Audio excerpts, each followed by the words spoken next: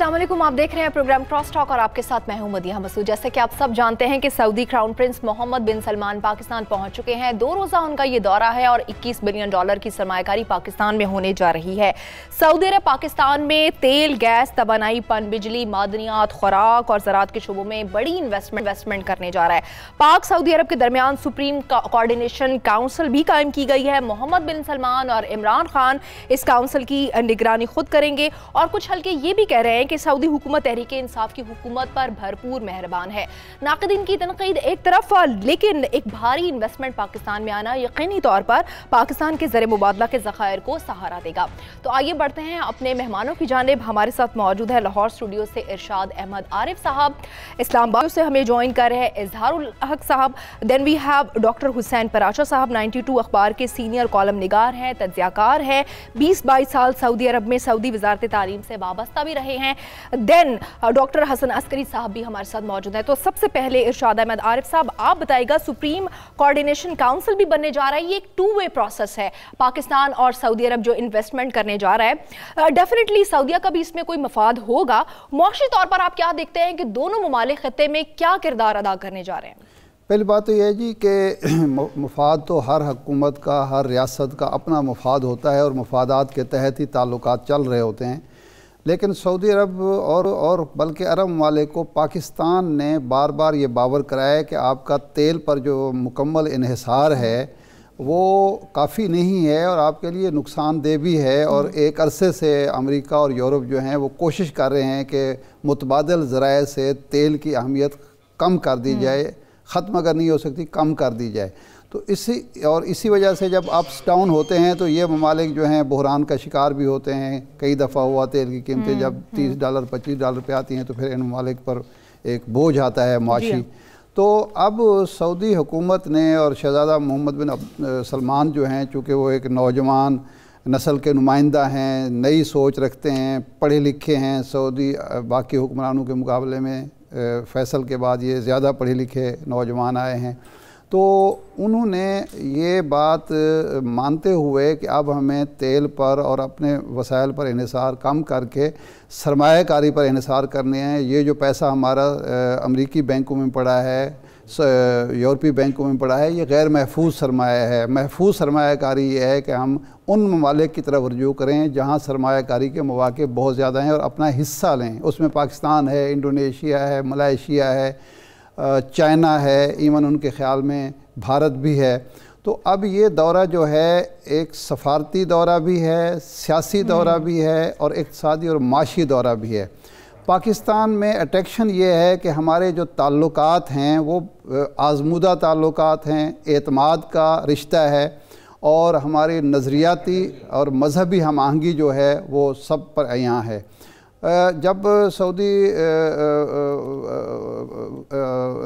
Crown Prince ने इमरान खान को दावत दी, वो वहाँ गए और वहाँ से वापस आए, तो उस वक्त हमें बताया गया था और वो बाद में दुरुस्त साबित हुआ कि जी बहुत ज़्यादा इन्वेस्टमेंट वो करना चाहते हैं, हमारी वो मदद भी कर रहे हैं, लेकिन इन्वेस्टमेंट की सूरत में भी बहुत कुछ दे रहे हैं। हमारे बहुत सारे लोग उस वक्त यकीन नहीं करते थे, बल्कि सियासी मुखालिफिन ने मजाक भी उड़ाया। तो अब वो मैच्योर होने जा रहा है। आज के दौरे के बाद वो तमाम प्रोजेक्ट जो पाइपलाइन में थे या डिस्कशन में थे, तो ये 2 वे है वाक़तन कि पाकिस्तान का इसमें मफाद ये है कि हमें उस बहरान से निजात मिलेगी जो इक़्तिसादी और माशी महाज पर हमारा जो पीछा कर रहा था। लेकिन सऊदी हुकूमत को भी एक अपॉर्चुनिटी मिलेगी कि एक ऐसे मुल्क में जिसके साथ उसके बहुत गहरे ताल्लुकात हैं, जहाँ वो अपनी इन्वेस्टमेंट पर 100% एतमाद कर सकता है, किसी किस्म की उसको दिक्कत पेश नहीं आने वाली, वो अगर वहाँ इन्वेस्ट करता है। और आप जानते हैं कि पाकिस्तान उन ममालिक में शामिल है जहाँ मुनाफे की शरह बहुत ज़्यादा है। हम चाइना पावर के ऑफ़िस में, हेड ऑफ़िस में बैठे हुए थे बीजिंग में, वहाँ गुफ्तगू हो रही थी, तो हमने सवाल किया कि पाकिस्तान में फ़लाँ प्रोजेक्ट, उन्होंने कहा जी ये प्रोजेक्ट हमने शुरू किया, ये किया, ये किया। तो हमने कहा कि सबसे ज़्यादा अट्रैक्शन क्या चीज़ है पाकिस्तान में? इन्वायरमेंट है और चीज़ें हैं। उन्होंने कहा सबसे ज़्यादा अट्रैक्शन ये है कि पाकिस्तान में मुनाफे की शरह बहुत ज़्यादा है बाकी ममालिक के मुकाबले में। तो ये एक बड़ी अट्रैक्शन होती है उन लोगों के लिए जो अपना सरमाया जो है वो लगाना चाहते हैं, इन्वेस्ट करना चाहते हैं। दूसरी जो हासिल है यानी एक फ़ायदा सऊदी अरब को कि सऊदी अरब के दिफा का बहुत ज़्यादा इन्हिसार जो है वो या अमेरिका पर रहा है या पाकिस्तान पर रहा है, लेकिन अमेरिका ने मुख्तलिफ मौक़े पर जिस तरह डिच किया, जिस तरह हमें किया है, उनको भी करता रहा है। और ट्रंप का ये कहकर तो एक लिहाज से तज़हीक और तौहीन की सऊदी अरब की कि मैंने किंग से कहा कि देखें आप हमारे बगैर एक हफ़्ता भी ज़िंदा नहीं रह सकते, हुकूमत बरकरार नहीं रख सकते। तो उसके बाद हमारे साथ जो उनके दिफाई ताल्लुकात हैं वो मज़बूत मज़ीद होने जा रहे हैं, और जनरल राहिल शरीफ की वहाँ मौजूदगी जो है वो दोनों ममालिक के लिए बायस तमानियत है। तो मेरा ख़्याल है कि इस दौरे से हमारे लिए भी एक नई खिड़की खुल रही है और सऊदी अरब के लिए भी नई खिड़की खुल रही है कि हमारे दिफाई, इक़्तिसादी, सियासी, समाजी ताल्लुकात एक नई जिहत अख्तियार करेंगे जो दोनों ममालिक के लिए बेनिफिशियल होंगे। बिल्कुल ठीक है। डॉक्टर हसन अस्करी साहब, आप अपना कमेंट दीजिएगा। कर्जों पर पाकिस्तान पहले रिलाय करता रहा, लेकिन अब बहुत बड़ी इंशाल्लाह जो इन्वेस्टमेंट है पाकिस्तान में होने जा रही है, यही उम्मीद पाकिस्तानियों को भी मिल रही है कि अब जो मईशत है उसको संभाला मिलेगा। किसी तौर पर बेरोजगारी और जो भी पाकिस्तान के बहुत बड़े बड़े मसाइल है, लाइक बिजली की कमी और फिर खुराक की कमी, ये सब इन फ्यूचर हम देखेंगे कि स्लो डाउन हो जाएगा, कम हो जाएगा, पाकिस्तान काबू पा लेगा। देखिए, बाहर से जो इन्वेस्टमेंट आ रही है, इस वक्त हम सऊदी इन्वेस्टमेंट की बात कर रहे हैं।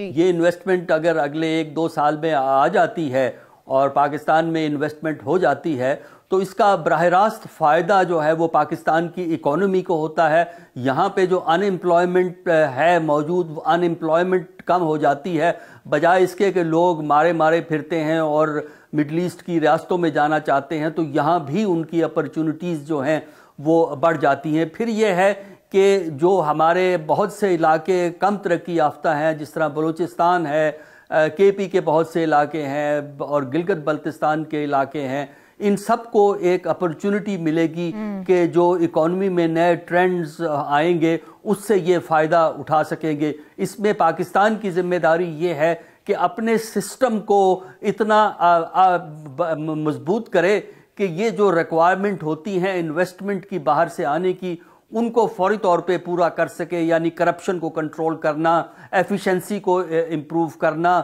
इंफ्रास्ट्रक्चर को बेहतर करना, सिक्योरिटी के मामलात को ठीक करना, ये वो चीज़ें हैं। अगर पाकिस्तान इनकी तरफ तवज्जो देता है तो आज से 4 साल या 5 साल के बाद आप देखिएगा कि पाकिस्तान का जो दारोमदार इस वक्त कर्ज़ों पे है वो दारोमदार एक हद तक कम हो जाएगा और हम इन्वेस्टमेंट से फ़ायदा उठाएंगे। जाहिर है जो इन्वेस्ट कर रहा है, सऊदीया हो, UAE हो या कोई और मुल्क हो, उनको भी फ़ायदा होगा, लेकिन पाकिस्तान को ये जो है ज़्यादा अहमियत मिलती है। पाकिस्तान की इकोनॉमी मजबूत होती है, पाकिस्तान के रीजनल लिंक्स जो हैं वो ज़्यादा मुस्तहकम होते हैं, क्योंकि आज की दुनिया में इक्तिसादी लिंक्स ही सबसे मजबूत लिंक्स समझे जाते हैं। बिल्कुल ठीक है। डॉक्टर हुसैन पराशो साहब, आप बताइएगा, जैसे कि इरशाद साहब कह रहे हैं कि इन ताल्लुकात के साथ साथ दिफाई ताल्लुकात भी सऊदी अरब के साथ मजबूत हो जाएंगे, तो आपको क्या लगता है कि जैसे पिछली हुकूमत से गुजारिश की गई थी सऊदीया की जानिब से कि यमन की जंग में उनके साथ दिया जाए, लेकिन अनफॉर्चुनेटली वो सीन नहीं बन पाया था। अब अगर मौजूदा हुकूमत से ये मुतालबा दोहराया जाता है कि यमन की जंग में पाकिस्तान साथ दे सऊदीया का, आपको लगता है कि अब कुछ जैसे कि माहौल बदल गया है, हुकूमत बदल गई है, तो फिर इस गुजारिश पर रिव्यू हो सकता है? बिस्मिल्लाहिर्रहमानिर्रहीम। पहले तो मैं मेहमान मुकर्रम को उस अरबी अंदाज में खुशामदीद कहता हूँ कि जो ऐसे मौक़े पर बिलअमूम अरब दुनिया में जो जुमले और अशार इस्तेमाल किए जाते हैं, नुरहिब बिज़्ज़ैफ़िल करीम मिन आमाकिल कुलूब फ़नक़ूलु या दैफ़ना इन जेतना लवजतना नहनु दुयूफ़ व अंत रब्बुल मंज़िली, कि ए मेहमान मुकर्रम, हम आपको दिल की अथाह गहराई से खुशामदीद कहते हैं और ये कहते हैं कि ए हमारे मेहमान, अगर तू हमारे पास आएगा तो महसूस करेगा कि जैसे हम इस घर में मेहमान हैं और तू जो है वो हमारा जो है वो मीज़बान है, तू इतना मेहरबान है। और इसके साथ ही ये भी बिलअमूम कहा जाता है कि मरहबा तराहीबल मतर, کہ ہم آپ کا استقبال ایسے کرتے ہیں کہ جیسے ہم باران رحمت کا استقبال کرتے ہیں. بالکل. تو یہ جملے بالعموم کہے جاتے ہیں. باقی آپ نے جو بات کہی ہے اس کے بارے میں کچھ گزارشات کرنے سے پہلے میں انتہائی مختصر بات آپ کو یہ بتا دوں کہ سعودی عرب میں کئی نیشنلٹیز کے لوگ کام کرتے ہیں، لیکن سعودی عرب کے ساتھ پاکستان کا جو تعلق ہے وہ بہت سے ممالک سے بہت زیادہ گہرا اور مضبوط تعلق ہے. اور اس کی بنیاد یہ ہے کہ اگر آپ سعودی عرب میں مجھے جو ہے وہ وہاں کے شاہی خاندان کے افراد سے ملاقات کا موقع ملا، مجھے وہاں کے بڑے بڑے تاجروں سے ملاقات کا موقع ملا. میں خود جو ہے وہ ایک ٹیچر تھا، لہذا ٹیچرز اور پڑھی لکھی کلاس سے بات چیت کا موقع ملا. طلبہ میں جو ہے وہ ینگ جنریشن سے جو ہے وہ گفتگو کے مواقع ملے. اور عام سعودیوں سے، بدوؤں سے یہ بات سمجھ لیجئے کہ ہر سطح پر سعودی عرب میں جو پاکستان پر اعتماد پایا جاتا ہے وہ کسی اور نیشنلٹی پر نہیں پایا جاتا. جہاں تک آپ نے یہ سوال پوچھا ہے یمن کے بارے میں، تو یمن کے بارے میں پاکستان کا ایک بڑا خاص موقف ہے، اور وہ موقف یہ ہے کہ ہم اپنے خطے کے مسائل اور معاملات اور اپنے ملک میں جس طرح کی ہمارے ہاں ہر طرح کے جو وہ سمجھیے کہ مکتب فکر، دینی مکتب فکر سے لوگ تعلق رکھتے ہیں، اس بنا پر ہم کوئی براہ راست تو وہاں پر جا کر جو ہے وہ آپ کی جنگ نہیں لڑ سکتے. اور مجھے اس جو ہے وہ اب بھی یعنی چاہے وہ آ گئی ہے حکومت پی ٹی آئی کی، اور لیکن ایک بات آپ وہ بھی ذرا ذہن میں رکھیے، اس کی طرف بھی میں اشارہ کرنا چاہتا ہوں کہ سعودی عرب کے ساتھ یہ تعلقات کا تسلسل ہے. کوئی اچانک آج کوئی اتنی بڑی جو ہے وہ یعنی جذباتی کیفیت یا گرم جوشی، یعنی یہ اپنے نقطہ عروج پر تو ضرور ہے، لیکن یہ تعلقات شروع ہوئے تھے 1946 سے. پھر 1946 سے لے کر یعنی وہ تعلقات پرانے اور بالکل تسلسل سے چلا رہا ہے، تبھی یہ بہتری بھی امید کی جا رہی ہے. جی اظہار صاحب، آپ کو کیا لگتا ہے معاشی طور پر دونوں ممالک جو کلیبریٹ کرنے جا رہے ہیں، ایک بڑی انویسٹمنٹ سعودی عرب کی جانب سے پاکستان میں کی جا رہی ہے، تو خطے میں کیا کردار نبھائیں گے ان فیوچر دونوں ممالک؟ دیکھیں مدیحہ، یہ ہم جذباتی قوم ہیں، یہ مہمان نوازی اپنی جگہ اور ہماری مذہبی اور جذباتی وابستگی اپنی جگہ، لیکن سوال فیکٹس کا ہے اور سوال جو ہے وہ اس کا ہے ٹروتھ فل فیکٹس کا ہے. جی جی دیکھیں، ایک ہے حال اور ایک ہے مستقبل. حال کا جہاں تک تعلق ہے، پاکستان کی یہ جو وزٹ ہے سعودی عرب کی پاکستان میں، دس از اے ہائی پروفائل وزٹ، بہت گلوریفائڈ وزٹ ہے، بہت بڑی کامیابی ہے وزیر اعظم عمران خان کی، حکومت کی، پاکستان کی اور پاکستانی عوام کی، کہ مدتوں کے بعد اتنا بڑا شخصیت جو ہے سعودی عرب کی وہ ہمارے ہاں تشریف لائی ہے. تو جہاں تک خارجہ امور کا تعلق ہے، جہاں تک سفارتی امور کا تعلق ہے، جہاں تک ڈپلومیٹک فرنٹ کا تعلق ہے، تو یہ ہماری بہت بڑی کامیابی ہے. اب جذبات کو ایک سائیڈ پر رکھ کر ہم اس کی بات کرتے ہیں کہ جو ہم مسلسل یہ جو کہہ رہے ہیں کہ ہماری اکانومی کے لیے یہ ایک بہت بڑی لیپ ہوگی، ایک بہت بڑی چھلانگ ہوگی. تو آپ کو یاد ہوگا کہ کچھ عرصہ پہلے یہی ہائپ ہم نے کریٹ کی تھی سی پیک کے لیے، اور اب سی پیک کا نام سننے میں نہیں آ رہا. دیکھیں، ساری باتیں صحیح ہیں، لیکن یہ جو ان کی انویسٹمنٹ ہے اور اس کی جو نتیجہ ہوگا وہ مستقبل پر اس کا انحصار ہے. جی ہاں. اور مستقبل پر انحصار جو ہے وہ صرف ان کی انویسٹمنٹ کا نہیں ہے، اس میں 50% سے زیادہ انحصار ہماری کارکردگی پر ہے. اگر ہماری کارکردگی اندر اچھی ہوئی، ہمارے انوائرمنٹ اچھے ہوئے اور ہم خود اس قابل ہوئے کہ ہم سعودی انویسٹمنٹ کو کامیابی کے ساتھ اپنی اکانومی کی بہتری کے لیے استعمال کریں، تو تب تو یہ انویسٹمنٹ ہمارے لیے مفید ہوگی.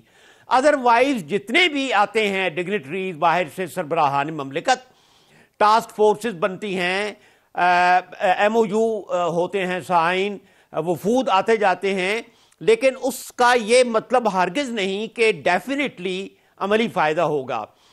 تو ہمیں ان اسباب پر غور کرنا ہوگا جس کی وجہ سے ہمارے اپنے جو سرمایہ کار ہیں وہ ابھی ملک سے باہر چلے گئے. تو میرا یہ I don't want to play down what Saudis are bringing in Pakistan. یہ میرا مطلب نہیں ہے, خوش آئند بات ہے, لیکن ہمیں اتنی زیادہ جو ہم سرسبز اور شاداب خواب دکھا رہے ہیں اس کو پیش نظر ہمیں حقیقت پسندانہ ایک رویہ اختیار کرنا ہوگا کہ اٹس اے بگ اف. یہ سب اس وقت نتیجہ خیز ہوگا جب ہم اپنی کارکردگی کو اپنے, اس وقت ہمارے ادارے کمزور ہیں, ہمارا انکم ٹیکس سٹرکچر جو ہے وہ ضعیف ہے, ہماری لا اینڈ آرڈر جو ہے وہ انریلائبل ہے, ہمارے ہاں بجلی اور دوسری چیزیں جو چاہیے ہیں سرمایہ کاری کے لیے وہ ہمارے ہاں مثبت نہیں ہیں. اگر ہم یہ ساری چیزیں ٹھیک کریں, اینڈ اگین آئی ول سے اٹس اے بگ اف, تو تب یہ شہزادے کی جو انویسٹمنٹ جو لا رہے ہیں تب یہ ایم او یوز جو ہیں یہ حقیقت کا روپ دھاریں گے. بالکل. باقی رہا جہاں تک سفارتی کامیابی, تو اللہ کا شکر ہے کہ پاکستان اس آئسولیشن سے نکل رہا ہے جس آئسولیشن میں ہمیں گزشتہ حکومت نے ڈالا تھا. وزیر اعظم ایکٹیو ہیں, ان کی ایکٹیویٹی کا اور ان کی سرگرمی کا یہ پھل ہے جو آج ہم کھا رہے ہیں, لیکن ہمیں اس کے ساتھ ساتھ کاشس بھی رہنا پڑے گا. اچھا, دوسرا مدیہ میں آپ کی توجہ ان اعتراضات کی طرف لانا چاہتا ہوں جو آج لوگ کر رہے ہیں کہ جی چین ناراض ہو جائے گا, امریکہ ناراض ہو جائے گا. تو یہاں یہ سوال پیدا ہوتا ہے کہ اعتراضات کس کس کو ہیں اس ٹور پر, اس پر بھی ہم ڈیٹیل میں بات کرتے ہیں. ڈاکٹر حسن عسکری صاحب, آپ نے اظہار صاحب کا نقطہ سنا. اظہار صاحب کہتے ہیں اسباب پر غور کرنا چاہیے, ہمیں ریئلسٹک رہنا چاہیے کیونکہ ہمارا سٹرکچر کمزور ہے. خدشہ پھر کیا آپ کو لگتا ہے ہمیں یہی ہے کہ انویسٹمنٹ تو پچھلے دور میں بھی آتی رہی, اس دور میں بھی آ رہی ہے, تو فرق کہاں پر آ رہا ہے؟ کیا ہم سنبھال نہیں پائیں گے, ہمارا سٹرکچر, ہماری اسٹریٹجی ٹھیک نہیں ہوتی ہے؟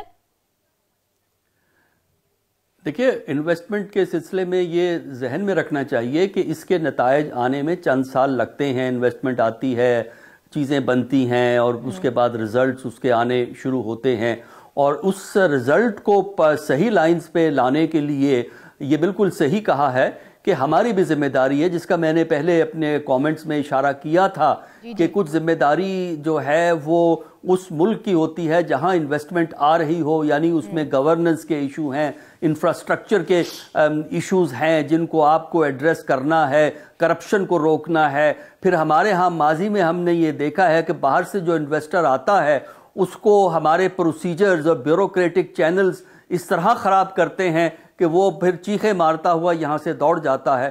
تو اب یہ ہے کہ اگر تو عمران خان صاحب کی حکومت جو یہ بات کہہ رہی ہے کہ وہ ان باٹل نیکس کو ایڈریس کرنا چاہتے ہیں, تب تو اس کے بڑے پازیٹیو نتائج جو ہیں وہ نکلنا شروع ہو جائیں گے. اس کے علاوہ ہمیں ایک اور چیز دیکھنی چاہیے جو ہمارے ہاں ایک مخصوص مسئلہ ہے, وہ یہ ہے کہ ہمیں یہ بھی دیکھنا ہوتا ہے کہ اپنی ڈائیورسٹی کی موجودگی میں کہ اس قسم کے پروجیکٹس کے جو ریوارڈز ہیں وہ عام آدمی کو, تمام علاقے کے عام آدمیوں تک پہنچیں, کیونکہ بعض دفعہ یہ ہوتا ہے کہ جب انویسٹمنٹ آتی ہے تو اس سے فائدہ صرف انہی لوگوں کو ہوتا ہے جن کے پاس پہلے سے دولت ہوتی ہے. تو سوشل جسٹس کا ایسپیکٹ بھی جو ہے وہ حکومت جو اس ہوسٹ ملک کی ہوتی ہے, یعنی پاکستان کی حکومت ہے, اس کو یہ بھی دیکھنا ہے کہ اس انویسٹمنٹ سے عام آدمی کے لیے سوشل جسٹس بھی پرموٹ ہو رہا ہے. تو یہ ذمہ داری ہے, پاکستان کے لیے چیلنج ہے, پاکستان کے لیے اپرچونٹی ہے. اگر ہم اس اپرچونٹی کا فائدہ نہیں اٹھاتے, چیلنج کا مقابلہ نہیں کرتے, تو پھر ہم خود ہی اپنے مشکلات اور خرابیوں کے ذمہ دار ہوں گے. ٹھیک ہے, موجودہ حکومت ایک بڑی انویسٹمنٹ میں لے کر آ رہی ہے, یہ سفارتی سطح پر تو کامیابی ہے. عام آدمی کے لیے یہ حکومت کیا سوچ رہی ہے, اسی پر ڈیٹیل میں بات کریں گے. چھوٹے سے بریک کے بعد سٹے ود اس.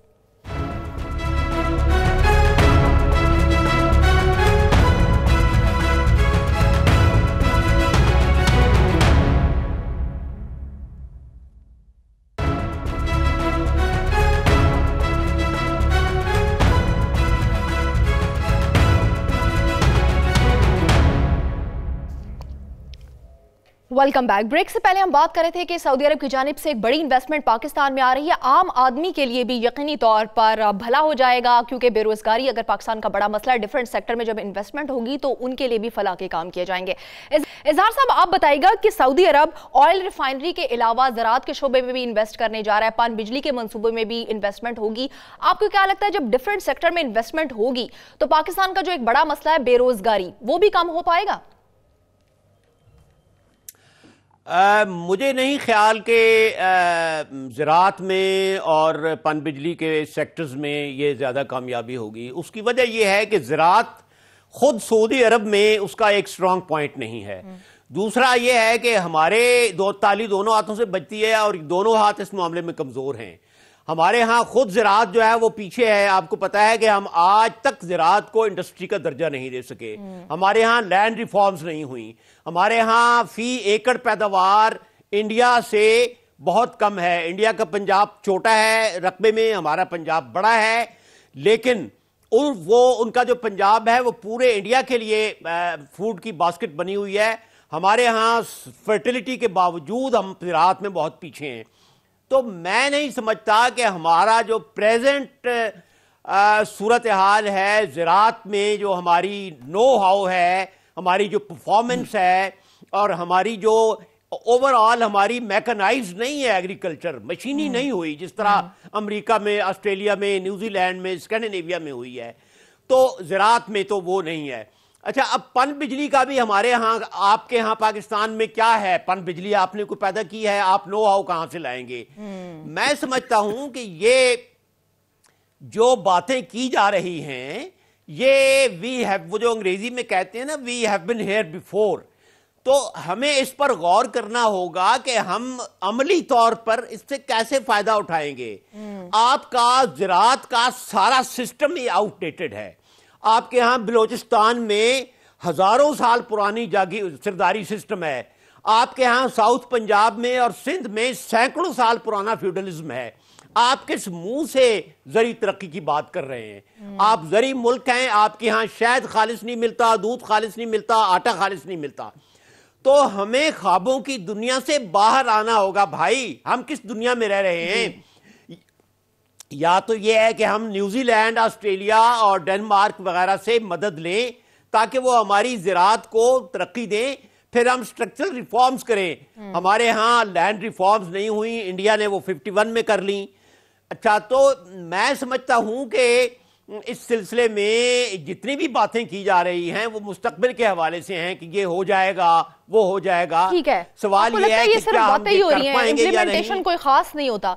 इरशाद साहब, आप अग्री करेंगे इजहार साहब की बात से कि बातें तो बहुत की जाती हैं, दावे भी बहुत बड़े बड़े किए जाते हैं, इन्वेस्टमेंट पिछले जमाने में भी आती रही, अब भी आ रही है, लेकिन ये सिर्फ बातें ही होंगी या आपको लगता है मौजूदा हुकूमत कुछ इंप्लीमेंटेशन भी करके दिखाएगी? देखिए, इस हद तक इजहार साहब बिल्कुल दुरुस्त कह रहे हैं कि पहले माजी में होता ये रहा है कि दावे बहुत ज़्यादा हुए, इन्वेस्टर आया भी यहाँ, और जो यहाँ सुर्ख फीता था, हुक्मरानों का हिस्सेदारी का मामला था, उसके बाद तरजीहात का मसला था, तो उसकी वजह से वो मायूस होकर चला गया। लेकिन अब मौजूदा हुकूमत के बारे में एक दो चीज़ें जो हैं हमें समझनी चाहिए कि ये नवाज शरीफ की हुकूमत या बेनज़ीर भुट्टो की या आसिफ ज़रदारी की हुकूमत नहीं है जो कहेगी जनाब किक बैक्स पहले बैरून मुल्क जमा कराएँ हमारे महल्लात के लिए, हमारे बैंक अकाउंट में इजाफे के लिए, और उसके बाद आपके यहाँ इन्वेस्ट करें। नंबर 1। नंबर 2, तरजीहात का इशू है। मिसाल के तौर पर पन बिजली का जो था, मंसूबे थे, ये मुशर्रफ के दौर में शुरू हुए थे, और हमारे पास एक बहुत बड़ी कोस्टल लाइन है जहाँ हम जो है सैकड़ों नहीं हज़ारों मेगावाट बिजली पैदा कर सकते हैं। वहाँ पन बिजली पैदा कर सकते हैं, वहाँ टर्बाइनें लगा के। ये बहुत बड़ा एक बलूचिस्तान और सिंध का हमारे पास साहिल है और जहाँ सब कुछ हो सकता है। लेकिन हमारे हुक्मरानों की, बेनज़ीर भुट्टो, ज़रदारी और नवाज शरीफ की तरजीह जो थी वो ये थी कि फर्नेस ऑयल के जो थर्मल मंसूबे हैं, क्योंकि उनमें किक बैक्स भी ज़्यादा हैं और वो जल्दी मंसूबे मैच्योर होते हैं, और उसके ज़रिए हम लोगों को बता सकते हैं कि देखें जी हो गया है, उससे इन्वायरमेंट का कितना नुकसान हो रहा है, मुल्क का इकॉनमी किस तरह तबाह हो रही है कि सारे ज़र मुबादला के आपके ज़ख़ायर जो हैं वो फर्नेस ऑयल की इंपोर्ट पे लग रहे हैं, उसकी परवाह किसी को नहीं थी। तो अब सूरत हाल मुख्तलिफ है। ایک تو ساکھ کا مسئلہ ہے، پچھلے دور میں نواز شریف کے دور میں سوائے چین کے کہاں سے انویسٹمنٹ آئی ہے؟ کوئی ملک تیار ہی نہیں تھا، کوئی اعتبار ہی نہیں کر رہا تھا۔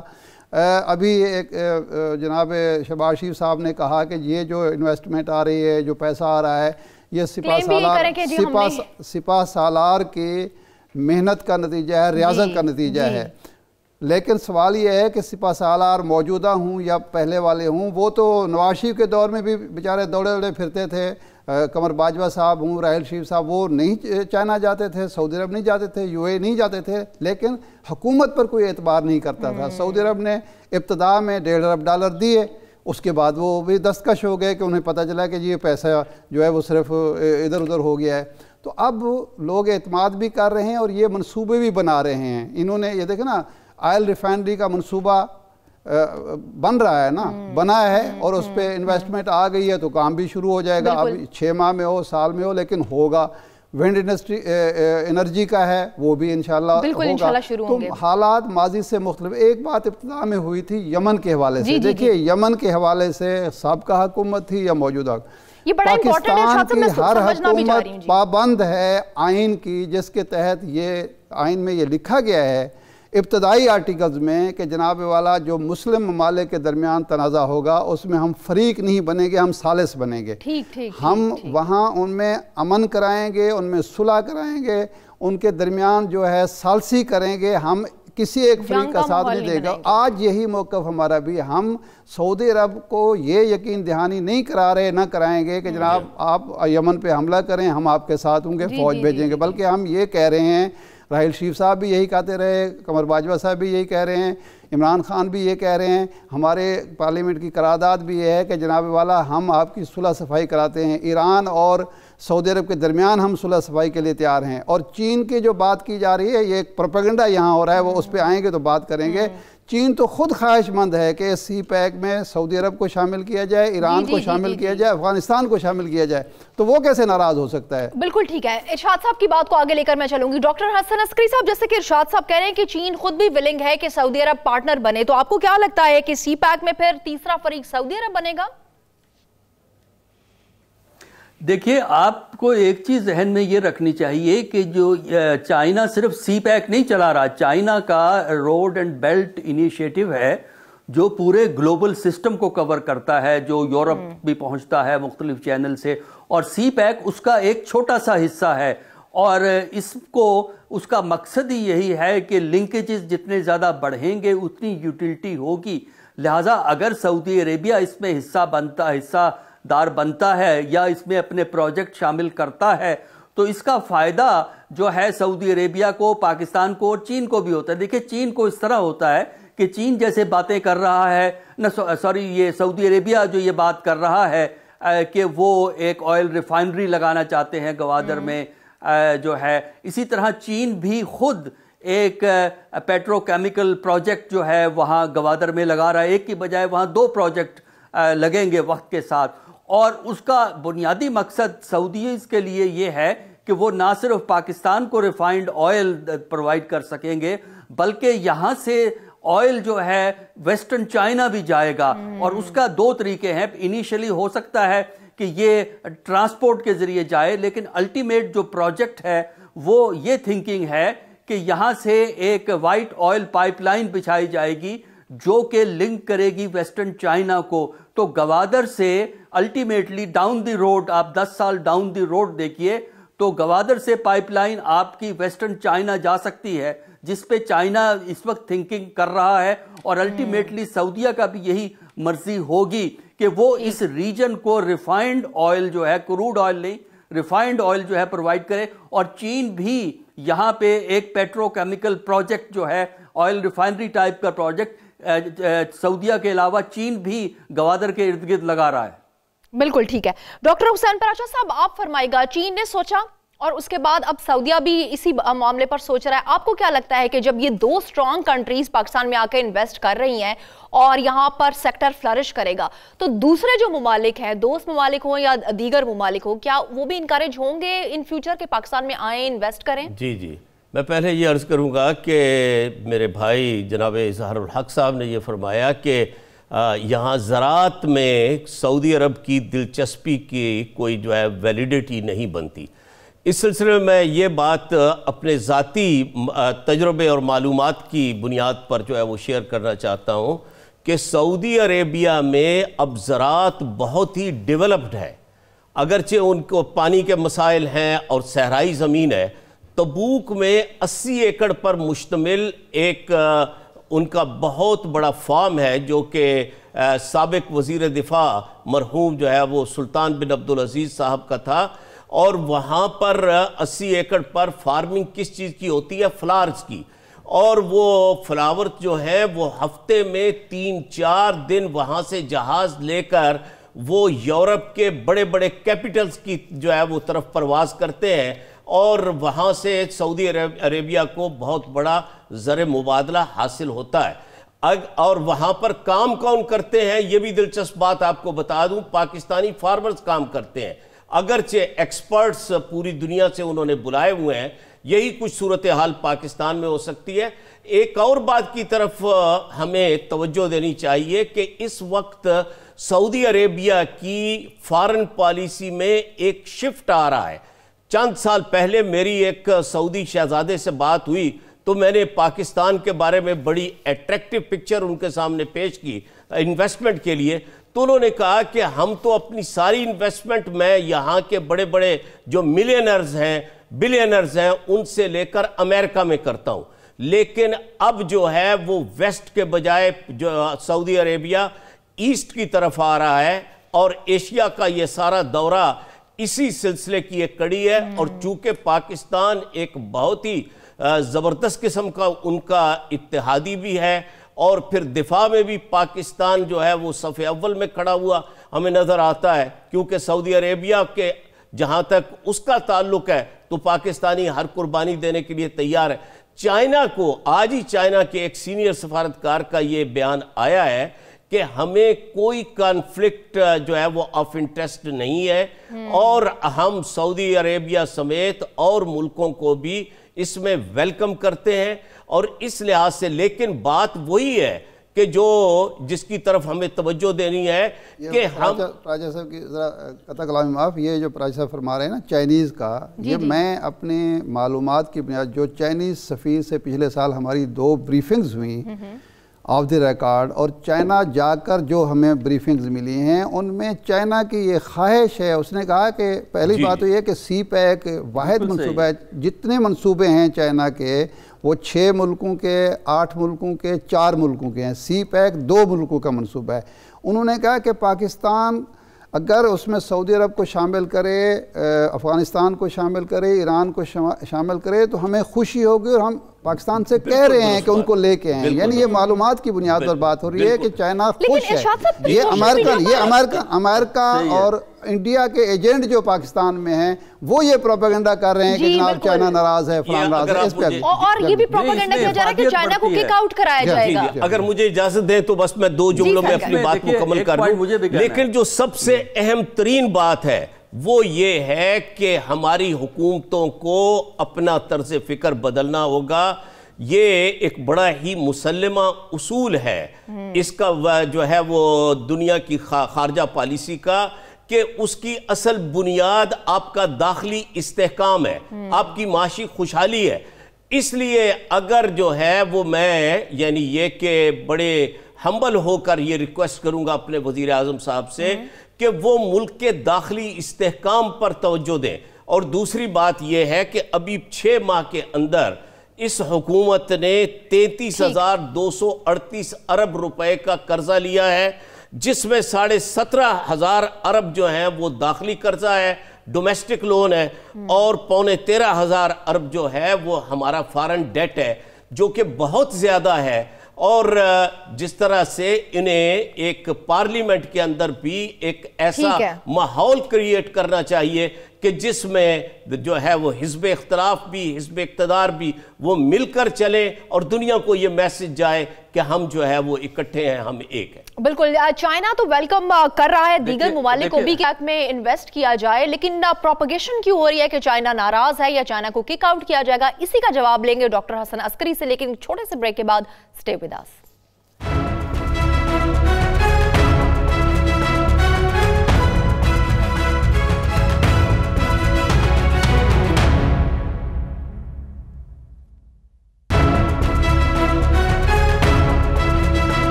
Welcome back. Doctor Hasan Askari साहब, आप फरमाएगा कि अगर चाइना दीगर ममालिक को भी वेलकम कह रहा है कि सीपैक में आए और इन्वेस्टमेंट करें, लेकिन फिर प्रोपेगेशन क्यों हो रही है?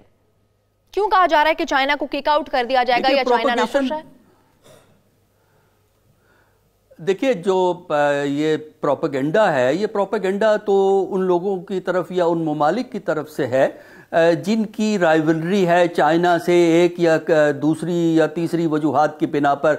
इसमें एक तरफ अमेरिका में ऐसे हलके मौजूद हैं जो ये समझते हैं कि चाइना आज से कोई 10-12 साल के बाद, 15 साल के बाद एक बहुत बड़ा राइवल के तौर पे इमर्ज करेगा, लिहाजा अभी से चाइना की टांगें काट देनी चाहिए, लिहाजा प्रोजेक्ट की मुखालफत होनी चाहिए, कोई सा भी प्रोजेक्ट हो। लिहाजा उनका जो रोड एंड बेल्ट इनिशिएटिव है उसकी मुखालफत एक अमेरिका का हल्का करता है, दूसरा हल्का जिसके इन्वेस्टमेंट है चाइना के अंदर बढ़ रही है वो चाइना से ताल्लुकात रखना चाहते हैं। चाइना की पॉलिसी क्या है? चाइना जो है कोई 13-14 ममालिक से बॉर्डर शेयर करता है और चाइना की पॉलिसी ये है किसी भी बॉर्डरिंग स्टेट से फिलहाल झगड़ा ना किया जाए, चाहे बॉर्डर डिस्प्यूट मौजूद है, वियतनाम से है, हिंदुस्तान के साथ उनके बॉर्डर की प्रॉब्लम्स है, इसके बावजूद सिचुएशन डिफ्यूज करके ट्रेड और इकोनॉमिक रिलेशंस की तरफ जा रहे हैं। लिहाजा सी पैक उनके लिए अहम है और सी पैक जो है उसी वक्त रेलेवेंट ज्यादा हो जाता है अगर आप एक अच्छी रोड से गवादर को जो है अफगानिस्तान और सेंट्रल एशिया से लिंक करते हैं और गवादर जो है वो ईरान से लिंक हो जाता है, चाबहार से लिंक हो जाता है, इसमें सऊदी अरेबिया भी आ जाता है, क्योंकि इन ममालिक के आने से चाइना को कोई नुकसान नहीं है। अब डॉक्टर साहब इजाजत दे, एक बात मैं कहना चाहता हूँ। आमतौर पर यह समझा जाता है कि चाबहार और ग्वादर जो हैं ये एक दूसरे की मुखालिफ पोर्ट्स हैं। हकीकत ये है कि नहीं बिल्कुल नहीं है, मैं आपको बताऊंगा इसकी वजह। हमारी डेप्थ जो हमारी डीप सी पोर्ट है ग्वादर, जबकि चाबहार नहीं है। ये मिल के बहुत अहम किरदार अदा कर सकते हैं, लेकिन ये एक दूसरे की मुतसादिब नहीं है। दूसरी बात डॉक्टर साहब, एक बात और भी है, इंडिया और अमेरिका तो है, लेकिन पाकिस्तान के अंदर ऐसे अनासर मौजूद हैं जो प्रोपेगेंडा करते हैं, क्योंकि वो ना चाइना से खुश हैं। कुछ जो हैं चाइना के खिलाफ हैं, कुछ सऊदी अरब के खिलाफ हैं, कुछ इमरान खान के खिलाफ हैं। और मुशाहिद हुसैन ने जो ट्वीट किया है, मुझे तो अफसोस हुआ कि जी ईरान की उनको हमदर्दी जागी, पाकिस्तान से कोई हमदर्दी नहीं, जिसके वो वजीर रह चुके हैं। और यही मुशाहिद हुसैन साहब थे 99 में जब वो रोग आर्मी के इश्तिहार छपे थे वाशिंगटन पोस्ट और अमरीकी अखबारात में, तो उस वक्त भी इनका इल्जाम नाम आया था। बिल्कुल। तो ये वो अनासर अच्छा, अगर यही बात निकल पड़ी है कि अगर इजहार साहब को बिल्कुल अगर यही बात निकल पड़ी है कि ऑपोजिशन भी थोड़ी सी नाखुश है, तो फिर मुझे तो ये भी लगता है कि फेस्टिविटी जिस तरह हमारे मुल्क में मीडिया, आम लोग, हुकूमती मेंबरान सब बड़ा वेलकम कर रहे हैं, लेकिन हमें दिख रहा है कि ऑपोजिशन कहीं कहीं दूर दूर दिखाई दे रही है। तो डॉक्टर हुसैन पराचा साहब अपना शॉर्ट कॉमेंट इस पर दीजिएगा, फिर इजहार साहब की तरफ भी मैं जाऊंगी कि क्या वजह है, ऑपोजिशन क्यों हमें दिखाई नहीं दे रही? क्योंकि ये भी कहा जा रहा है कि एनआरओ का कहीं से तासुर ना आए, इसीलिए ऑपोजिशन को नहीं बुलाया जा रहा। मैं तो ये समझता हूं कि ये बात बिल्कुल दुरुस्त नहीं है। और हमारी ये जो है वो रिसेंट पास्ट में यही रवायत रही है कि इस तरह के मौके पर ज़रूर अपोजिशन को बुलाया जाता है। और ख़ास तौर पर ये जो हमारे खित्ते में भारत में जो हालात पैदा हो गए हैं, उसमें ये तासुर दिया जाना चाहिए था कि हम बिल्कुल यूनाइटेड है और अपोजिशन को दोनों तरफ से होना चाहिए। अलबत्ता जो बातें कही हैं फवाद चौधरी साहब ने बिल्कुल इनवैलिड है। जी इजहार साहब, आपका क्या कमेंट है कि वाकई इस तासुर को जाहिल करना चाहिए था, ये बताना चाहिए था कि हम यूनाइटेड हैं और अपोजिशन को मदऊ करना चाहिए था इतने इंपॉर्टेंट मौके पर? जी मुझे आप बात पूरी करने दें तो तब मैं बात शुरू करूं, दरमियान में अब ना काटिएगा। पहली बात तो ये है कि मैंने ये नहीं कहा कि सऊदी अरब जो है हमारी एग्रीकल्चर में सेक्टर में कर रहा है, तो उसमें कोई मायूसी की बात नहीं है। लेकिन हमारे भाई ने जो कहा है, तो जो सऊदी अरब की एक्सपोर्ट प्रोफाइल है उसमें ट्यूलिप का इन्होंने जिक्र किया है और 80 एकड़ का जिक्र किया है। यूरोप तो खुद ट्यूलिप में खुद कफील है, वो तो नीदरलैंड पूरी दुनिया को वो भेज रहा है। पाकिस्तानी तो वो जॉर्डन में भी भुट्टो साहब ने भेजे थे, मैं खुद उनको मिला हूं जॉर्डन में, जो पाकिस्तानी एग्रीकल्चर का काम कर रहे हैं। तो बहुत बड़े तनाजुर में जब आप बात करते हैं तो उसमें 80 एकड़ की बात नहीं की जाती। अच्छा, दूसरी बात यह है कि हमने बात 80 एकड़ इसकी इससे बात मैं ये करता हूं कि देखें इंटरनेशनल रिलेशंस जो है वो एक साइंस है اور یہ ہمارے ہاں جو پڑھے لکھے جاہل ہیں ان کو یہ نہیں پتا کہ یہ انٹرنیشنل ریلیشن بین الاقوامی تعلقات سائنس بن چکے ہیں. ملکوں کے تعلقات ایک تو دو طرفہ ہوتے ہیں بائی لیٹرل، اور ایک کثیر طرف وہ ہوتے ہیں جہاد، کثیر الجہاد، جس کو ملٹی لیٹرل کہتے ہیں. تو دیکھیں چائنا کی انڈیا کے ساتھ $90 بلین ہے تجارت، ہمارے ساتھ 21 بلین ہے. تو کیا پاکستان نے کبھی اعتراض کیا ہے چائنا پر؟ اچھا، چائنا کی امریکہ کے ساتھ $700 بلین کی تجارت ہے، کبھی انڈیا نے اس کے ساتھ اعتراض کیا ہے؟ چائنا ہر روز 16 لاکھ بیرل لے رہا ہے تیل سعودی عرب سے، تو کیا بھارت نے اعتراض کیا ہے؟ کل چابہار میں ایران نے انڈینز کو بٹھایا ہوا تھا، کیا پاکستان نے اعتراض کیا تھا؟ یہ احمقانہ باتیں ہیں بچوں جیسی. ہر ملک کے اپنے مفاد ہیں، اور چائنا پاکستان کے ساتھ، سعودی عرب پاکستان کے ساتھ، سعودی عرب امریکہ کے ساتھ جو کرتا رہے. سارے ملک جو ہیں وہ ہماری پھپھی کی طرح نہیں ہے کہ جس کو ہم عید پر منائیں کہ تو نے میرے ساتھ ایسا کیوں کیا تھا. انٹرنیشنل ریلیشن میں ایسی بات نہیں ہے. سعودی عرب اگر ہمارے ہاں آ رہا ہے تو ہمارے تعلقات چین کے ساتھ اس پر کوئی حرف نہیں آئے گا، کیونکہ چینیوں کو بھی پتا ہے کہ انٹرنیشنل ریلیشنز کس درجے کے ہیں. اچھا، اب جو آپ نے بات کی ہے اپوزیشن کی، تو یہ ایک حکومت کی اپنی ثوابدید ہوتی ہے کہ وہ جس نے بوٹ پہنا ہوا ہو اور پنچ کر رہا ہو اسی کو پتا ہے. حکومت کے تعلقات جب اپوزیشن کے ساتھ ہوتے ہیں تو اس کے پیش نظر جو بھی سلسلہ ہوتا ہے تب یہ حکومت وقت فیصلہ کرتی ہے. اگر آج کی حکومت فیصلہ کرتی ہے کہ ہم اپوزیشن کو ان اجلاسوں میں، ان تقاریب میں نہیں بلا رہے، تو اس کے پاس ایک ویلڈ ریزن ہے. آپ کی اپوزیشن ہے کیا؟ ان پر تو مقدمے چل رہے ہیں، وہ تو چور ہیں، ان کے تو گھروں میں کرنسی گننے کی مشینیں لگی ہوئی ہیں، انہیں آپ کہاں پر پریزنٹ کریں گے؟ تو میں نہیں سمجھتا کہ رائی سے مہمانوں کا کہ آپ لوگوں نے پہاڑ پروگرام بنا کے لیے لینا وقت چاہیے. آج کا وقت ہوا ختم. مجھے دیجیے اجازت. اللہ حافظ.